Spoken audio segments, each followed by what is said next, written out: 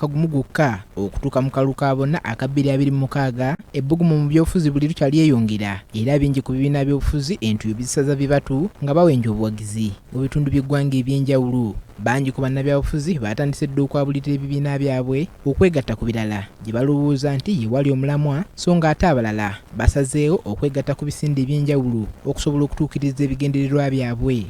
Ekimu ku kisinde ekyazuukuse kye kya DP BLOC era batandika na kugulawo woofiisi mwe bagenda okukakkalabiza emirimu gyabwe. Bano olwaleero basinkanye abantu ab'enjawulo okuva mu ggombolola y'e Makindye era basinzidde wano ne balangirira Oweekitiibwa Mpuuga ng'omukulembeze waabwe agenda okubakwatira Bendera mu kalulu ka bonna aka 2026 okuvuganya ku kifo ky'entebe y'omukulembeze w'eggwanga. So tulowooza nti Mpuuga akosike katiba mwali ate omuntu atali mu katiba ako kitegeeza ajja kuwa abantu abalala omukisa, ajja ku respecting oba okusa ekitiibwa mu ttiimu gyakulembera nayo, ajja kumanya nti obusika oba olutabaalo lwaliko n'obwakomanda bwaliko si bubwe ng'omuntu wabula bwa bulungi bw'abantu bakulembera. Mukwate eŋŋombo omusajja yennyini gye yabakwasa nti mwebeereremu okulonda okuddako tulonde omwana owaffe ow'omu nnyumba omwana Nakabala Honorable Mathias Mpuuga. Samuel Walter Lubega Mukaaku agamba nti bwe bakubye ettooki mu bakulembeze ab'ensi abaliwo kati abasobola okutwala eggwanga lino mu maaso bakizudde nti Oweekitiibwa Mathias Mpuuga yatuukiridde era nga bamaze dda okumuteekateeka ekimala. Omuntu bw'oyiwa banno n'oyiwa endagaano banno ne batuuka okukugamba gwe bagamba naye gundi ne bakusitulira olugalo luno ne bagamba naye gundi lwaki watusala ensawo tebuba busungu.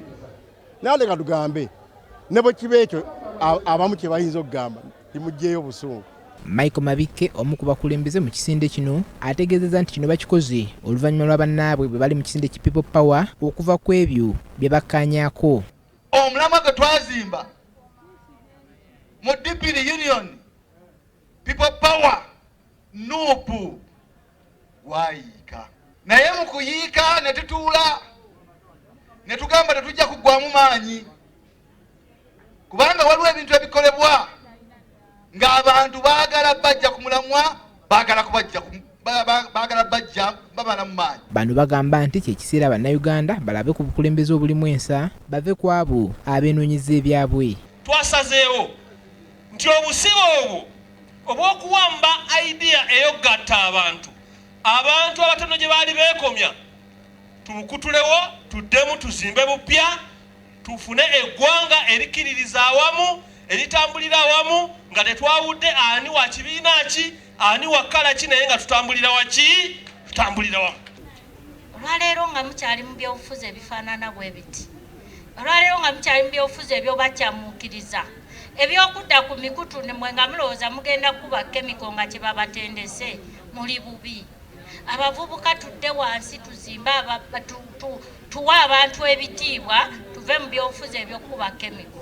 Kati ekirindiriddwa kwe kulaba oba ddala Oweekitiibwa Mathias Mpuuga anaayabulira ekibiina kye ki NUP n'akkiriza okutambula n'ekisinde kino okukituusa ku buwanguzi bwe kyayaanira.